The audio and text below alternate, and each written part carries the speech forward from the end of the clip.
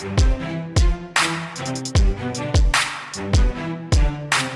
right, Profit Podcast listeners, we have an extra special guest on the show today. So welcome, Dave. So happy to have you. Crystal, happy to always connect here and nerd out on podcasting and all things internet.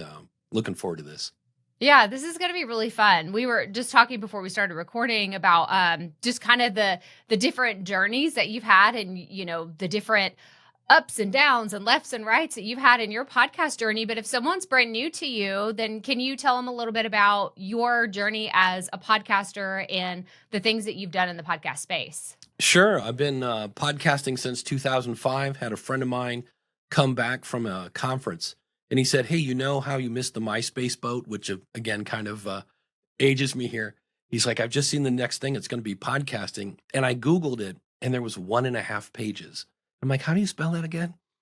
So I've been doing it since 2005. That's when I launched the School of Podcasting. Along the years, because of my podcast, I worked for Libsyn for 8 years and was the head of podcast education over there. And then last year, nothing wrong with Libsyn. This was just a better fit for me. I moved over to Podpage, but it's been a fun time. We go back to the days of, hand coding your feed. And, I have a piece of equipment in my closet that I think I paid $800 for, and I could get the same thing now for $150. And it's like, so it's fun watching all the tools and everything come into podcasting just to make it easier and easier. Yeah, I mean, I'm just blown away from whenever I started in 2018, and I remember I recorded those first episodes on Skype. And I know people that are listening, they're like, "Wait, what? Like you did that?" It's like, yeah, but you have to, everybody remember, like before 2020, Zoom wasn't widely, used in all the spaces and people felt super comfortable with it. So we had to get creative. I mean, I was doing like Skype and doing like multiple other devices. It's like, okay, you record on your end, I'm going to record on mine just because it wasn't reliable. So one of my first interviews, I got a suction cup that stuck to your phone and it had a cable run out of it. And I think I put it into my computer, maybe even to a cassette. And I got that from Radio Shack. So neither Radio Shack or the suction cup recorder are around anymore. Oh my gosh. Yeah. I mean, I think that we've seen so many different things. And like, I mean, I know we sound like the people that have been around forever, but it's so true. It's like people in 2025 have no idea how easy they have it to start like you could do everything from your phone if you wanted to. Yeah. You could do everything for under $100 to get started very easily, from equipment to software to everything. So I feel like, it's just a really fun time. And when I think about, I was telling Dave before we started recording, I was like, my audience is it's the perfect blend of beginners and those seasoned podcasters. And we talked about you moving over to Podpage, and I wanted to specifically talk about why podcast websites. This is the thing I've been trying to beat into everybody's head. I'm like, you have to have a website for your podcast. And they're like, yeah, but I have this or I have that. So can you just tell us a little bit about, I guess, your philosophy on having a podcast website, why it's important, and all the things? Yeah. I mean, I worked at Libsyn for 8 years, and part of that was tech support. And I'm here to tell you, at least once a month, if not 2 or 3, somebody would send in a ticket. Hey, I just got notified that my podcast is now in Apple, but yet when I go over and search for it, it doesn't show up. And I'm like, "What's the name of your show?" And it'd be like, "Okay." And I would type it in, the exact name. I'm like, "Is there any kind of funny spelling here?" And it just wouldn't show up. I remember there was one, it was something like Home Fixer Upper Helper, something like that. Typed in the exact same, nothing. And sometimes this is in Spotify as well. It's not just an Apple thing. And then I typed in his name because that's what he had for the author, which is what you should do. Type in his name, he came right up. But if you said, "Oh, I'm the such and such podcast," and people searched, it just doesn't show up. I mean, Libsyn's podcast is called The Feed, and if you don't type in The Feed Libsyn, it's not going to show up. And so when I have kind of like one of those, one big tear comes out of my right eye when I hear somebody say, "Find me wherever you find your podcast." I'm in the car screaming, "No, don't say that. It's much better." One of the things you can do with Podpage is you go get your link to Apple and Spotify at least. I might add a few more, but at least those two.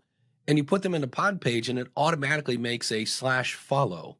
So if it's, mywebsite.com/follow, number one, I've reinforced my brand. have Yeah. beat that into their head again. And now they can go over and whatever app they want to listen to, it's one click away. And so, I mean, that's just one example. Going back to the early days of the internet, hence the gray hair, but there was a big website called mp3.com. And I'm a musician, and there were musicians that were making a living selling their music on mp3.com. And they'd be like, oh, just go to mp3.com/Dave. And that's all they said. They had business cards with mp3.com/Dave. And then people started uploading stuff that they didn't own, and they were sued and sold and sued and sold. And MP3, I don't know what's there now, but basically, and none of these people had their own website. And Yeah. so it went away. And that kind of just happened now with TikTok. You had all Yeah. these people, hey, my TikTok is my main thing, but you're building your house on rented land. You don't really own that. And when that went away, if you didn't have a website or a newsletter or something, your audience is like, have fun finding Dave Jackson. There are 8 billion of us, right? I have a really common name. So by having a website, it can help. One of my clients, her name is Zeta Christian. She does a show called My Spouse Has Dementia. And she called me up the one day and said, hey, I know you work at Podpage. Can you walk me through setting this up? Because she'll tell you she's over 70, right? So she's not, she's some, but the thing I love about Zeta, she is not afraid of technology. She just says it might take me a little longer. And we had her set up in 10 minutes. It's one of those things where that's the marketing thing. And you go, well, you can set your website up in 10 minutes. No, you can seriously set your website up in 10 minutes. And she's like, oh, I can do that. And I'm like, okay, well, do you have an email list? Oh, yeah, I use whatever, Aweber, MailChimp or whatever. I'm like, oh, so log in. Okay, copy that little bit of code there. Okay, go into Podpage and now paste it. Okay, cool. Look, your newsletter's right there on your website. Oh, well, that was easy. I'm like, okay. And then if you're using Patreon or Supercast or PayPal or Buy Me a Coffee, what we do is we make websites, great looking websites that you don't have to shoehorn a podcast into. Like if you go to Wix or Squarespace, it's like, here's a template for a gym. Here's a template for a church. And you're like, yeah, I'm a podcast. Yeah. And so we have all these templates made for podcasts. And then we just integrate with everything. So if you're on Buzzsprout or Captivate or whoever, we bring your player over. If you're using a newsletter, we'll bring that over. We can import your videos from YouTube. It just makes it easy because the thing we love to do is make content. Yeah. We don't want to sit there and go, oh, every time I log into WordPress, it's like, oh, look, I have 13 plugins that need updated and 5,000 messages from spam. And, and then you update it and you're praying you don't get the white screen of death. I don't know if you've ever seen that. There's nothing worse. Yes. Yeah. Yeah. But I think that you're really talking to my audience right now because they have been sold so many times. Like it'll take 10 minutes and then they're like, well, I was on tech support all day, or I had to purchase, I got started on WordPress, but then I realized oh, my host is a totally separate platform. So I have to get on with my host and then talk to WordPress.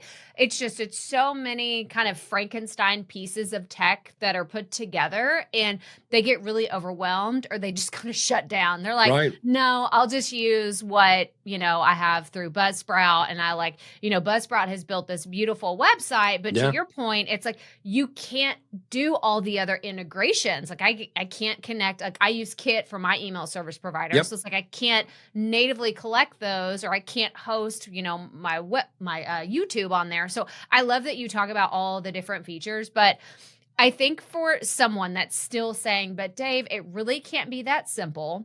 I would love for you just to kind of give another example of if someone has just started their podcast, let's say they're launching in the next month and they're really excited. What advice would you give to someone who is just getting started? Do you tell people, well, you should also launch your podcast and your website at the same time? Or is your advice to do, let's get your podcast going and then we'll focus on your website? I'm just curious how easy it is to kind of have these two going at the same time or separately. Yeah, I usually say get a trailer of some sort. And it could simply be like, hey, this is going to be the future home of the Dave Jackson Power Hour. Check it out at davejacksonpowerhour.com. And that's a fake website. I'm just making this up. Yeah. But you could throw that there because you need one episode live to go into Apple and Spotify and all these other places. And you could just have that on your website. And then it's there. And then, now it's I mean, you can make a website without a podcast on pod page, but it's just so much easier when you have a podcast going already. And so there you could set that up and then, again, have a newsletter. It's like, hey, be one of the first to know when this goes live, which is what I did with one of my last shows. And then I had a fair number of people sign up for that. And as I was getting ready to launch, I'm like, hey, here's the first episode. This isn't really live yet, but now I've got my focus group and I can email them and go, hey, give me feedback on this, good and bad, either one. I'm making this show for you and I want it to resonate with you. So if you get a chance, listen to this. And I just threw it in a Dropbox and people download, oh, that's really good. Are you going to do this? Oh, I hadn't thought of that. I guess I will now. Yeah. And so, yeah, it's good to have that. And then the bonus of that is it just starts you, it gives Google a chance to start finding you sooner.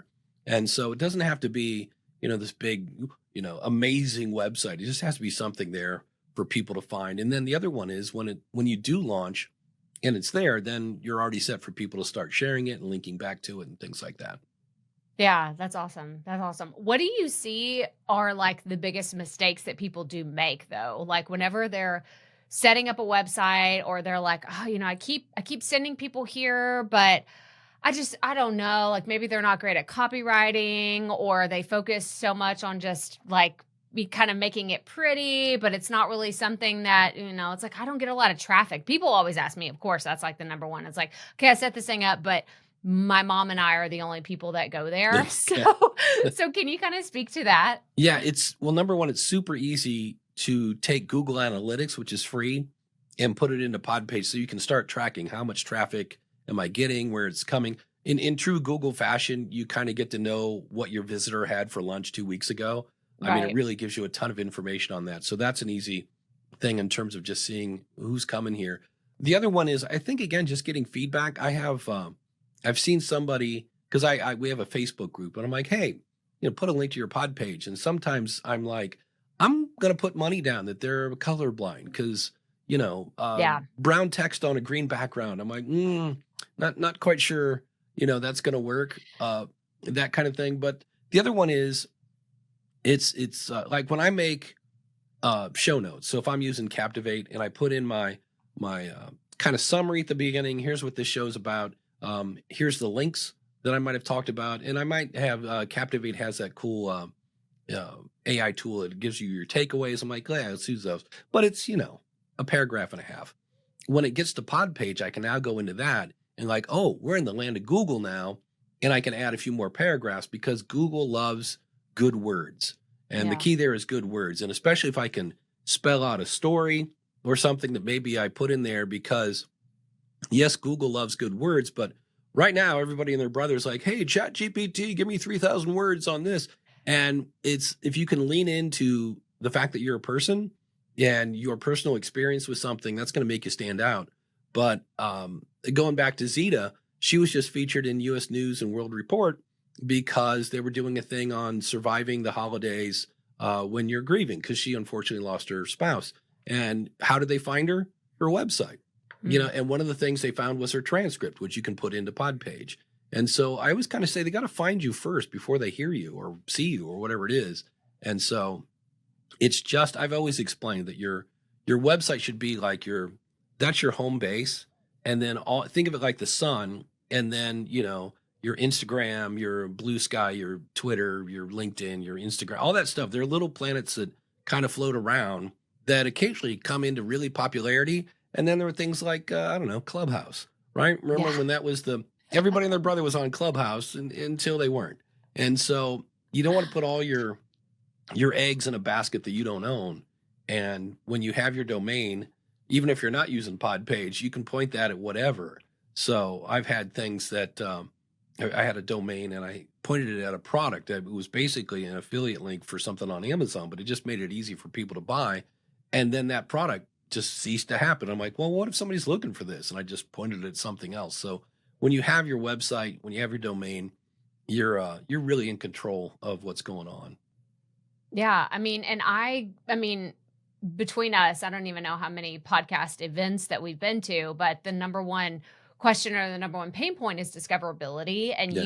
you just hit on like that can solve so many. We're not saying you're going to get millions of website views tomorrow, but at the same time, you are opening up the opportunity to pop up in Google, pop up in these other searches that otherwise you may not get that data scraped on just a podcast platform. So it absolutely can help with discoverability. But Yeah. to your point, I think it just makes it so much easier to say your domain. That's it. You don't have to remember all these weird numbers and letters to like whatever your host is using, or if it's Apple or Spotify, like whatever. And I don't know about you, but I've rebranded my podcast a few times actually. And my Apple ID is still my very original show. Yep. So if you're sharing that like over time, like it still says the Rookie Life. I'm like, I haven't been the Rookie Life since 2019. So that's not helpful to share anywhere. So yeah, all day long, I'm going to continue to preach that podcast websites are really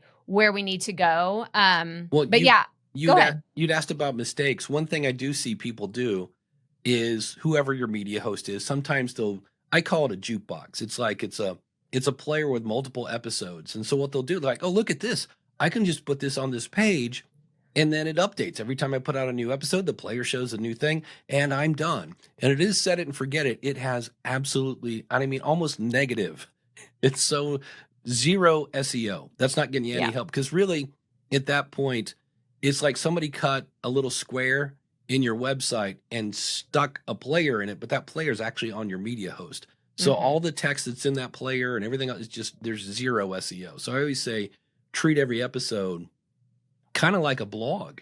Your show notes are your blog post, and then you just throw a player in it and presto, and then make sure to have your follow buttons there for Apple and Spotify and whoever else. But yeah, when I see people like, oh yeah, it's on my website, and I go there and it's just that little jukebox, I'm like, oh, okay, that's better than nothing. Yeah. But you're missing out on a lot of SEO juice. Yeah. Yeah. And I'm so curious. And this is one of those questions that I don't even know myself, but I've been getting asked a lot. It's like, okay, with AI and like the way that the world is changing, consumers are changing too. It's like, where is SEO going? And I've seen so much of like, oh, SEO is going to die, or SEO is going to be this, or SEO is going to be that. And I'm just a firm believer that like, I'm just going to keep showing up and do what's working while it's working. But I'm curious, what's your take on that? Yeah, it's, I hear that a lot. I don't know that Google's going anywhere anytime soon. I do know that every now and then I'll go there and there's some sort of AI, result. And that's kind of like, And what I've always done over the years is I write for people. I'll get these tools and you end up saying, if you're doing a show about, I don't know, snowboarding, and it's like every seventh word is like, when you're snowboarding, you want to make sure that snowboarding is fun for you, because snowboarding, and you're just like, okay, like I'm not writing for people. I'm writing for something that says you need to say snowboarding 87 times a paragraph. And I'm like, no, I'm not doing that. So I've always written for people. I've recorded for people. I'm trying to reach my audience. And it's funny because every now and then I'll have somebody come in and they're like, hey, I want to do an SEO, audit for you, and I can make you rank. And they'll come in and like, why you rank really good? And I'm like, what are you using? And I go, I write for people. I write for people. That's all I do. I occasionally will, like, when it's like, there's plugins in WordPress, there's all sorts of stuff where it'll kind of give you a score, and that's in Pod Page as well. And there are times when I'm like, oh, wait, if I use this keyword instead of that, I'll get a better score. And I'm like, all right, well, we'll do that. But I really don't spend a huge amount of time on it. And I seem to rank pretty well. So it's one of those things where, but it does make you worried. But again, 70%, this is per Jacobs Media, 70% of podcasts are discovered via word of mouth. Mm-hmm. And so you want them to go, oh yeah, it's called the, Crystal Profit Show, Power Hour, Zany Time, whatever, et cetera, et cetera. Oh, just it's an Apple podcast. Just go find it. I'm like, no, you don't want to say go find it. Definitely don't say go find it in Spotify. But if they send you to a website, there it is, and now you're in control. And then the other thing about having a website is the fact that you're now one click away. To me, a website and email list go hand in hand because, at the end, one of the things I hear a lot of podcasters do that I go, that's not working, because they're like, hey, follow me on Twitter X or Blue Sky or this and that. Don't forget to get my lead magnet. And while you're there, leave a 5-star review. And you're like, it's 17 calls to Yes. action. And really, I'm starting to switch to my call to action is here's my lead magnet, join my email list. Because once you're on the email list, I can ask you all those other things, and you're one click away. You're not on the treadmill, So Yeah. that's another advantage of both that website and the email address. Well, I mean, I feel like we could go. I mean, just from that little snippet there, we could go in like 17 different directions because I told Dave before I was like, I love talking to other podcast nerds because these are the things that I think about all the time and the things that I tell people and I'm in conversation with podcasters. But I know you said that you just recently got back from Podfest. I wasn't able to go this year, but tell us, was there anything that was fun or exciting or something that, is noteworthy to take away if, no one's ever been to that event or if just what was podcast or Podfest 2025 like for you? Well, for me, because I've gone to every one, it's like summer camp. So when I go back there, it's, I'm seeing all sorts of new people as well as catching up with old people that I've known forever.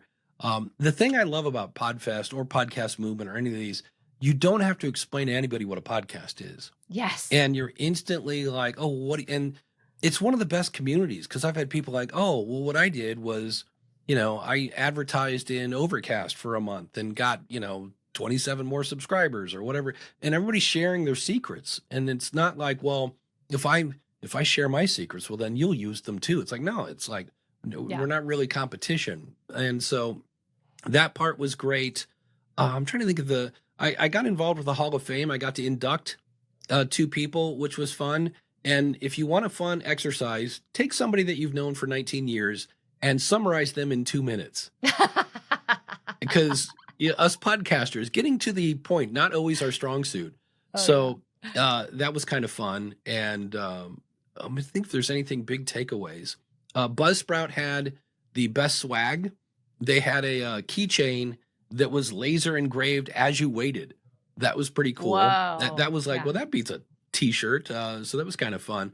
But the biggest thing I try to tell people when I'm there is you can kind of see the new people. And by like day 3, they're kind of Walking Dead zombie-ish because there's just so much information and they're just overwhelmed. And I was talking to this one woman, she'd come up to the Podpage booth and I said, how's it going? She's like, I don't know. I'm like, it just seems like so much. And I said, well, I just need to let you know you're 100% normal right now.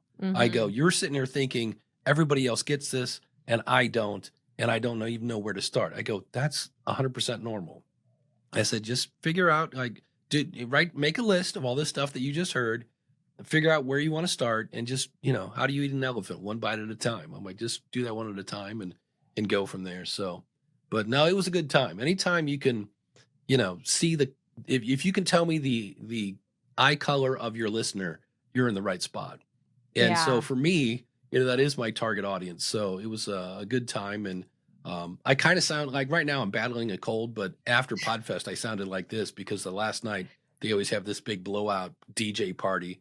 And so you're going to people going, tell me about your podcast. Just screaming. And so you wake up I woke up on Sunday, it sounded like James Earl Jones. I was like, Luke, I am your father. And it was like, geez, where'd my voice go? It's crazy.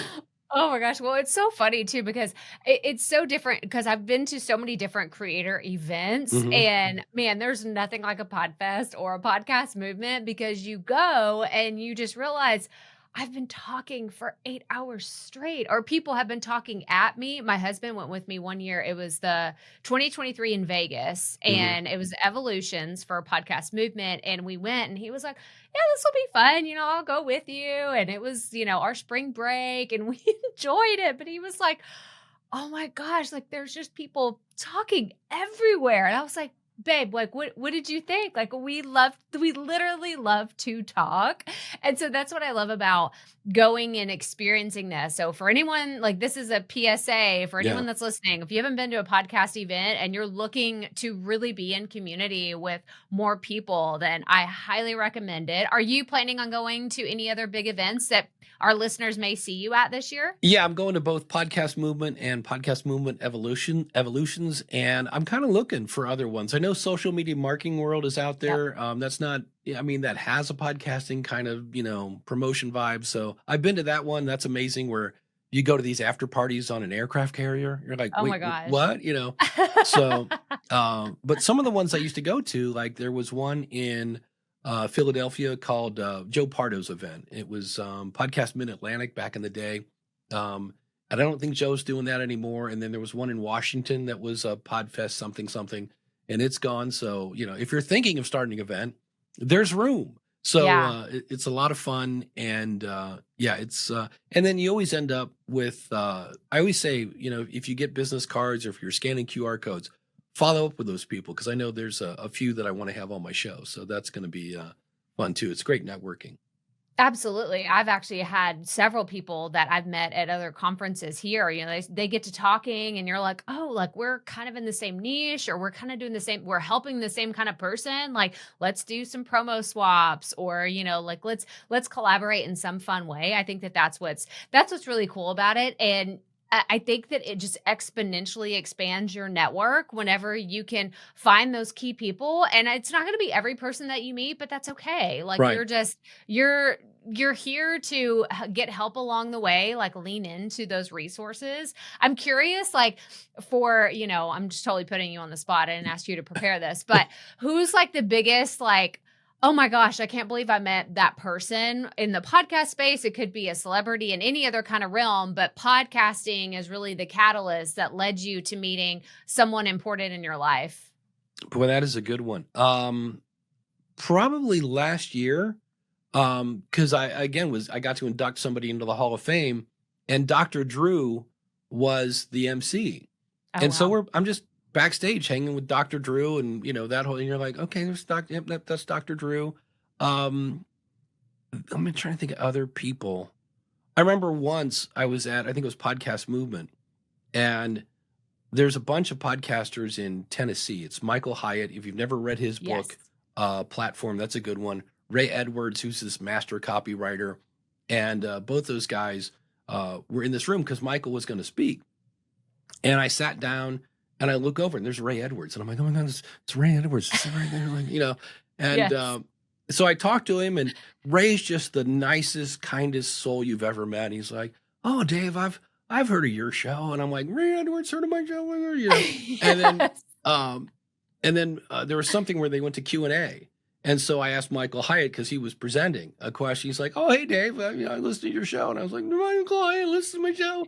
Yeah, So he said my name. yeah, it's always, Yeah. yeah, that's it. And who was I just listening to? Blueberry has a show. So it was Todd Cochran and Dave from his team, and they were talking about Podfest. And he's like, I got to meet Dave Jackson, which to me, I was like, well, big deal. Wow. But the fact that they said my name on a show, I was like, oh, they said my name. So yeah, we all get giddy when somebody, gets recognized, or they say our name and things like that. So it's Yeah, been and fun. I was gonna say, I think it just goes back to, it's something that we say on the show all the time too. It's like, how can you create that experience for your audience and your listeners? Like, whether it's having like a shout out, especially, if you have an email service provider connected to your pod page, because everyone's gonna go check out pod page. Like I already told Dave, I was like, I've got my affiliate link set That's up. right. Like we are absolutely promoting pod page, because if you wanted to start a website in 2025, that's one of your big goals. Go use Podpage, because it really is so simple. And I want you to figure out a way to also connect your email service provider so that you can have a feedback loop to get feedback on your podcast. Because so many people tell me, like, I see that people are listening, but I don't know. Like to your point earlier, is like, is it good? Can you go listen to Oh, this? Can I get feedback somehow? So I want everyone to do that. That way that you can have this rapport with your audience where it's not just, oh, I can see there's 17 people listening in Texas or 25 listening, in the UK. Like, no, you're like, oh, that's probably Dave. Like he's over there listening, Yeah. and I know that that's him, because I think that it is cool to give those shout outs on your show and have that personal connection, because just like Dave and I, like I get so giddy. I remember it was 2021 podcast movement, and I stood up and asked Mark Cuban a question, There you and go. that is still like solidified as like a huge highlight. I went home and told the kids, of course, they're like, you mean from Shark Tank? They don't know him from the Mavs or Right. anything else. They're like, from Shark Tank? I was like, yes, Mark Cuban. So it's like these little things that you can do to create magic in your own podcasting journey. And I think that Dave is such a great example. I'm curious, how many podcast episodes, if you had to guess, have you published in your career? Over 3,000. Easy. Oh, wow. I mean, the School of Podcasting has 960 something. Ask the Podcast Coach, your podcast consultant. I've started over 30 shows. Now, some of them lasted like, I remember one, it was the customer service show. And I think I made it to 6 episodes till it dawned on me, oh, that's my job, not my passion. And so that was the end of that. I started the Dates from Hell show on a dare. I was married at the time, and myself and my ex-wife were swapping horror stories on dates. And somebody said, this should be a podcast. And we did it. And then we asked the audience to share their stories. And then it dawned on me that, what's the number one fear among people? Oh, that's right. Speaking in public. And what do I want you to do? Throw yourself under the bus. So, and it's hard to do a kind of crowd show, a feedback show, when you don't have a crowd yet.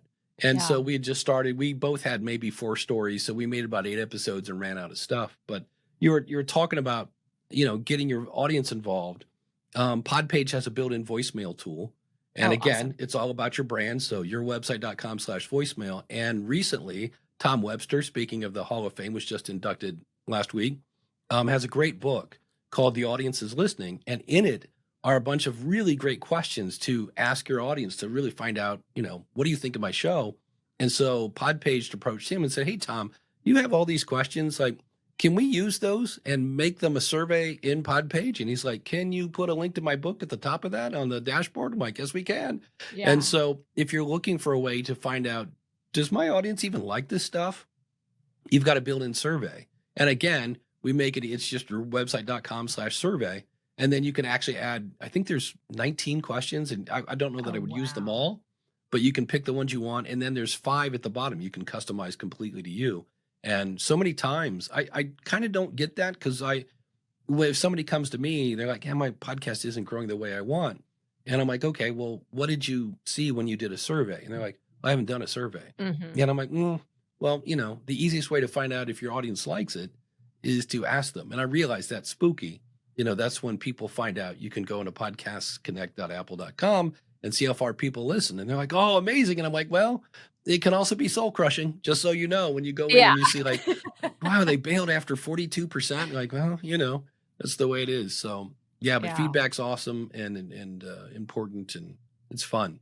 Yeah, I think data is your friend, right? Mm-hmm. Like people are so scared, but at the end of the day, the way that I look at it is like it's just the truth. That's what it's facts. It's not the emotion of being scared to create or the emotion of interviewing someone. Like, it is just facts. And then you can decide what you want to do with it. But if you haven't gone into the different tools and really analyzed things, then you may not know. You're just kind of shooting, darts with a blindfold on, and you're not really sure what's going to happen. And so I totally agree. Like, have these tools set up, and you just actually made me think. I was like, oh, I need to do a YouTube, like on Podpage, like a deep dive on like how to do all this, because surveys are my jam. Like, I love to talk about surveys, and I think that they are so helpful, but I love that you said, like, it's just a built-in feature that people can utilize, because it removes the technical pieces that you have to think about. All you have to do is like, hey, like, you can even start with these questions. Like, here, these are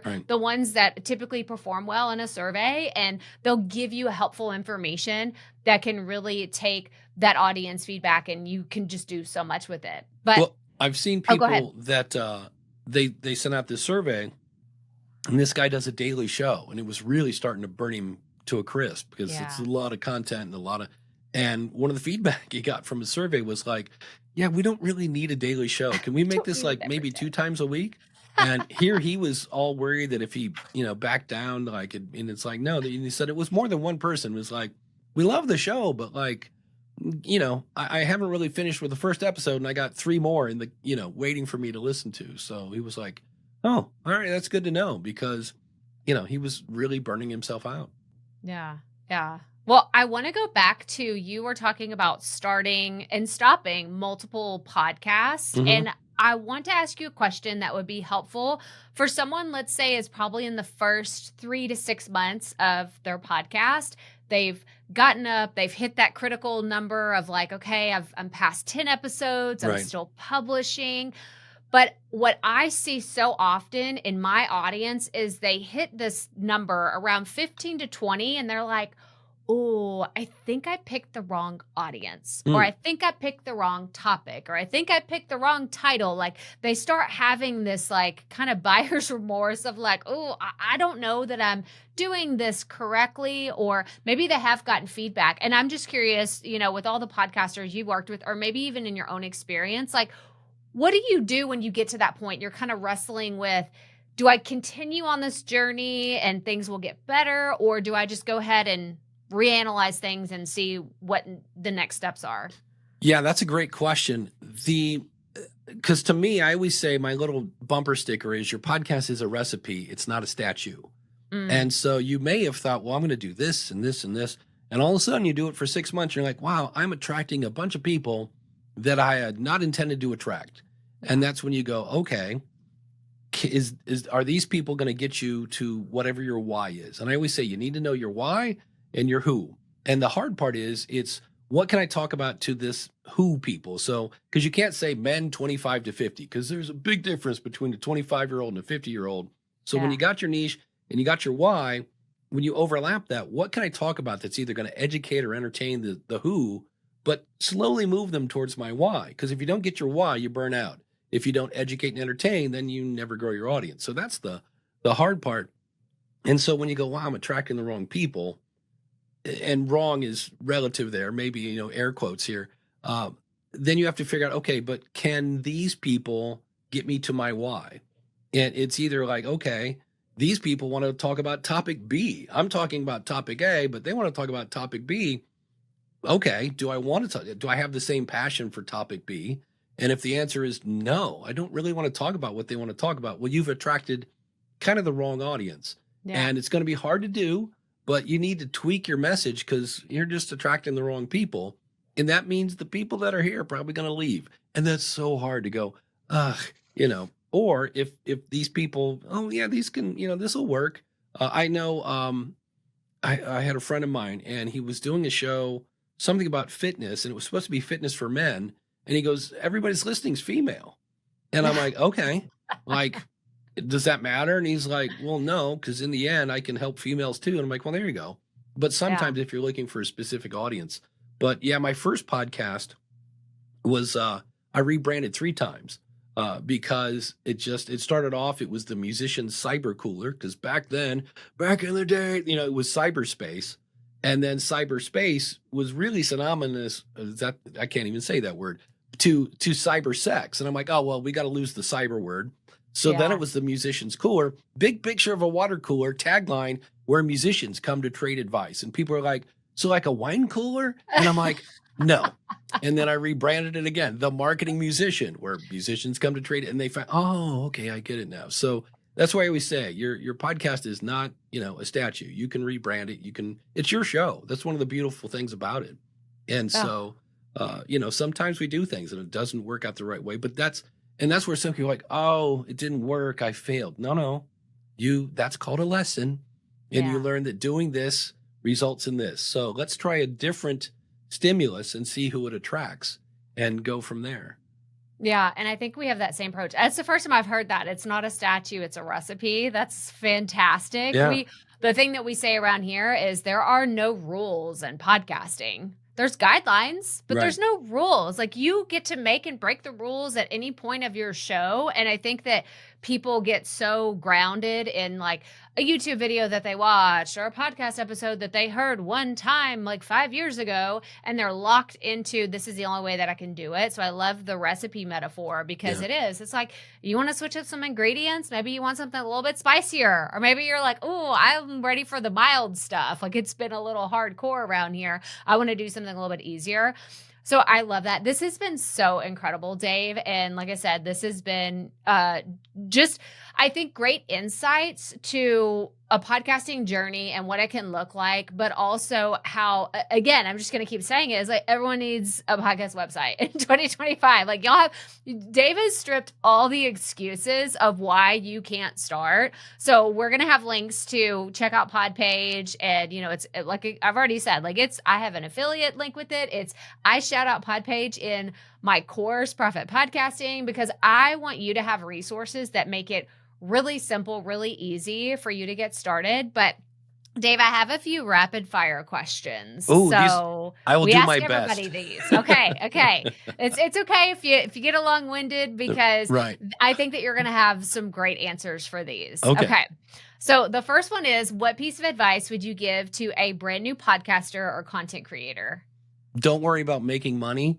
You don't monetize a podcast. You monetize an audience. So focus on growing your audience. I would spend, my bumper sticker is spend $100 on a microphone and then spend 100 hours figuring out who your audience is and what they want.